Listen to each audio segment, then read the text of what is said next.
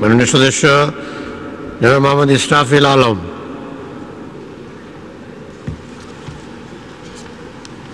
মাননীয় স্পিকার, আপনাকে ধন্যবাদ।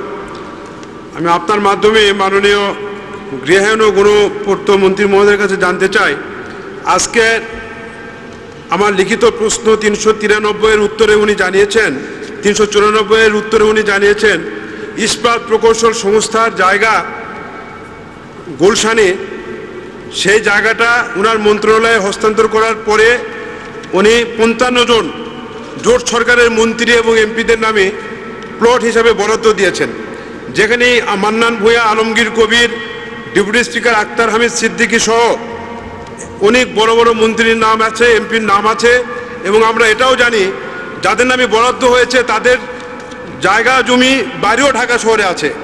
এখন এই যে Dhaka improvement trust allotment of lands rules 1969-এর 8 ধারা অনুযায়ী জেনুইন অ্যান্ড ডিজার্ভিং নীতির ভিত্তিতে এই যে প্লটগুলো বরাদ্দ দেওয়া হয়েছে, এখন তাদের যেহেতু ঢাকা শহরে আরও জায়গা জমি বাড়িঘর আছে, তারা আরেকটা নিতে পারেন না, ওনারা নিয়েছেন, এখানে বিধি লঙ্ঘন করা হয়েছে সুস্পষ্টভাবে। উনি এটা বাতিল করবেন কিনা মাননীয় মন্ত্রী, আপনার মাধ্যমে এটা আমি জানতে চাই। আপনাকে ধন্যবাদ মাননীয় স্পিকার। ধন্যবাদ মাননীয় সদস্য। মাননীয় স্পিকার, আপনাকে ধন্যবাদ।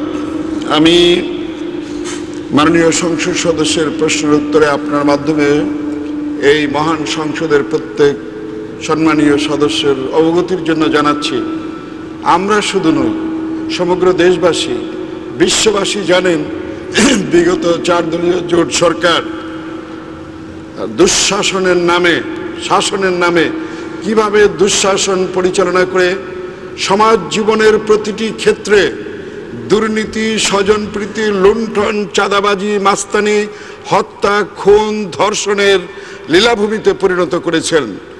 তার হাত থেকে মুক্তি পাওয়ার জন্য বাংলার জনগণ তাদের চরম বিক্ষোভ, ক্ষোভ, ঘৃণা বিগত অবাধ সুষ্ঠু নির্বাচনের মাধ্যমে ওই সরকারকে দাঁত ভাঙা জবাব দিয়েছে।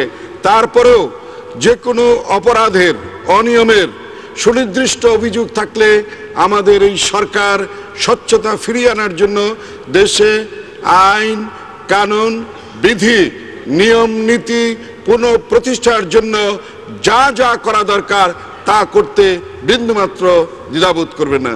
আপনাদেরকে ধন্যবাদ। ধন্যবাদ মাননীয় প্রতিমন্ত্রী।